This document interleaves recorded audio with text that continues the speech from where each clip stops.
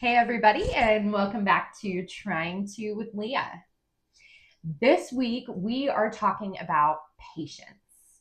And it's kind of funny because I am excellent at having patience with other people.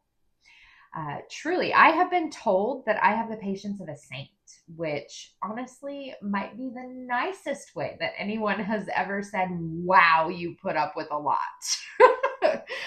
But when it comes to having patience with myself, yeah, that's where things kind of get messy.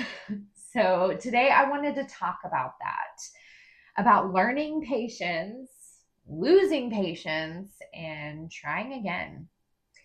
About the moments that shaped me, the ones that tested me, and the ones that taught me that patience isn't something you achieve, it's something you practice. So I have always been good at being patient with other people.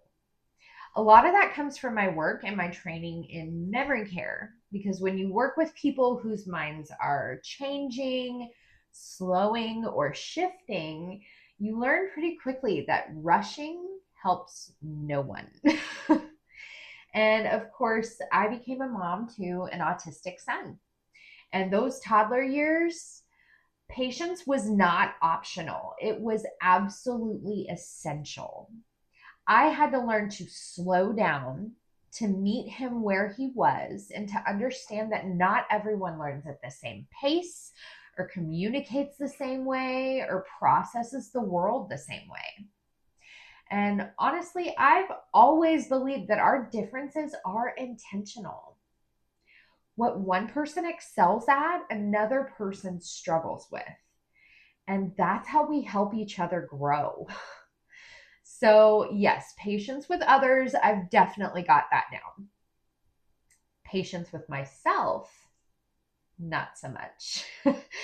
That is where the wheels kind of fall off. Growing up, and honestly, well into my late 20s, I was extremely hypercritical of myself. Every mistake that I made felt huge. Every flaw felt permanent, and every shortcoming felt like proof that I wasn't enough. And I didn't realize until my early 30s just how much damage I actually did to myself. I had torn down my own self esteem brick by brick. I had convinced myself that I was worthless while everybody around me saw value that I could not even recognize. So now in my 30s, I'm having to relearn patience, not with the world, not with strangers or coworkers, but with myself. One of the biggest areas where I struggled with patience is during this transition from a predictable 8 to 5 job to working for myself from home. For over 15 years, I have handled our family finances. Everything was predictable. Paychecks came on schedule, bills were organized, and I knew exactly what was coming in and exactly what was going out and when all of that would happen.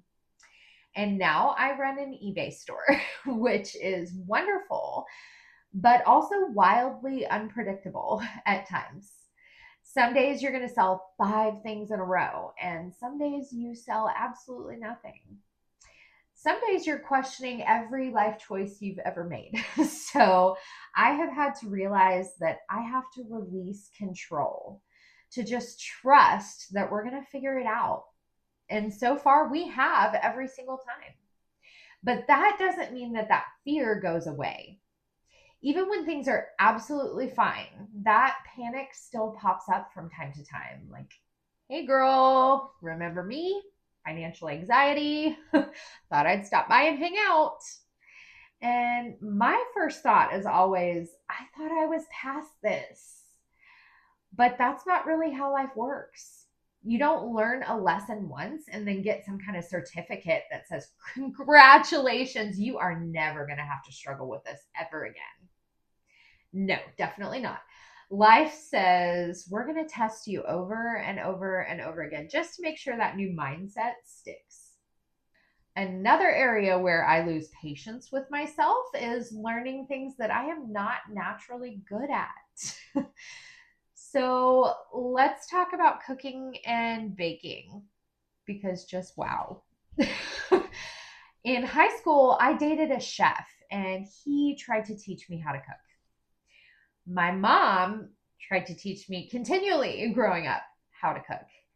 And basically everybody tried to teach me how to cook, but it all kind of felt like calculus. Measurements and substitutions and rules became chaos to me. And unfortunately, I actually became a legend at one of my old jobs because of this. So, yeah, it's going to be a story time. At this job, the tradition was pretty simple.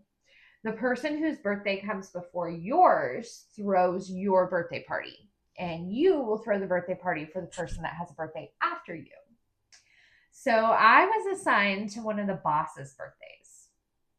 And of course, I'm thinking, okay, go get a cake from Reese's. I got this handled, all of that. So I asked her what kind of cake she wants. And she says, I would love a homemade chocolate cake. Homemade is my worst nightmare. But of course, I wanted to make a good impression. So I tried. And to my surprise, the cake actually came out of the oven looking perfect. It was beautiful, and I was so proud of myself. So I got really excited and I iced it immediately while it was still hot. And then I came back to it in a little while, and the cake had basically disintegrated into a pile of chocolate rubble. And I was out of time. So I had to take that disaster cake to work. And one of my most loving coworkers decided to make a meme for me of that cake. So she took a picture of the cake and found a cake online and put a side by side with a little caption of nailed it, and then sent that out to the whole company. Absolutely mortifying. And unfortunately, that's not all. At a previous job, I had to do a cooking demonstration as part of activities for residents. And of course, I was making St. Patrick's Day cookies for everyone. And during that process, I accidentally mixed up baking soda and baking powder. So, of course, no one noticed until the taste test. And then everybody noticed. So, after that, it did become mandatory that somebody from the kitchen team supervise me during all cooking demonstrations. So, yes, cooking and baking require a lot of patience for me. And I have accepted that my talents definitely lie elsewhere outside of the kitchen. So now let's talk about the moment that I think taught me the most about patience. After my senior year of high school, I went on a mission trip to the Dominican Republic. We were building houses and hosting a VBS for the kids there. And it was a huge test of patience, not only physically, but mentally and emotionally. I had no phone. I was in a different country, living under completely different living conditions, staying in bunk beds, taking cold showers with early mornings and late nights. And on the first morning, we were told that we would be hiking up a mountainside to a small village to build houses. And at this point in time, I was not the most athletic of kids. So about halfway up, I was absolutely exhausted and did not think I could go any further. So the leaders that were there put me and a friend of mine on the back of a couple of mules. So there I am on a mule, steep mountainside on one side and a steep drop off to sudden death on my other side. And this mule is like jumping along the path, like it's trying to audition for a rodeo or something. And of course, I'm leaning towards the mountain out of fear, and the guide behind me is like, stop leaning, like stay upright, because they didn't want the mule to fall. So, of course, and to top it all off, I forgot to put on sunscreen. So, um, if you know anything about me, I had the nickname of Casper as a young child because of how pale I was. So there I was in a tank top, full sun. And by the end of the day, I literally had blisters covering my shoulders. So I had to just cover them in band-aids. And I will put that picture up here so you can see that and laugh along with me.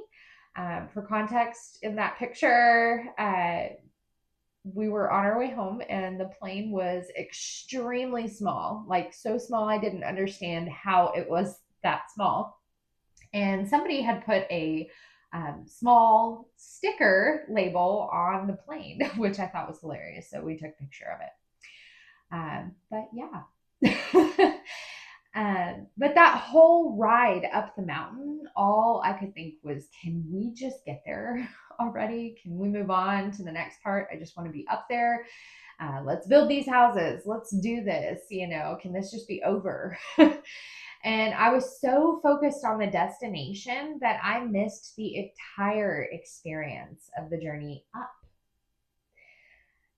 How many people can say that they rode on the back of a mule up a mountainside in the Dominican Republic?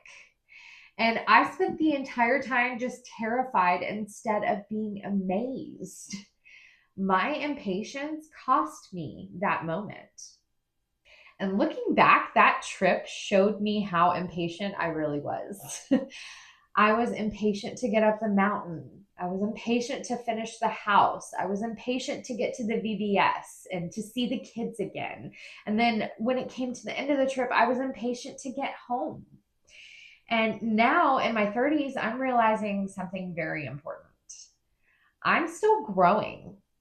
I'm still learning and I'm still figuring things out, even if it's slowly. And rushing myself does not help. It only distracts me from the beautiful view that the journey provides. So let me ask you, do you give yourself enough patience? Because I want you to hear this. You deserve it.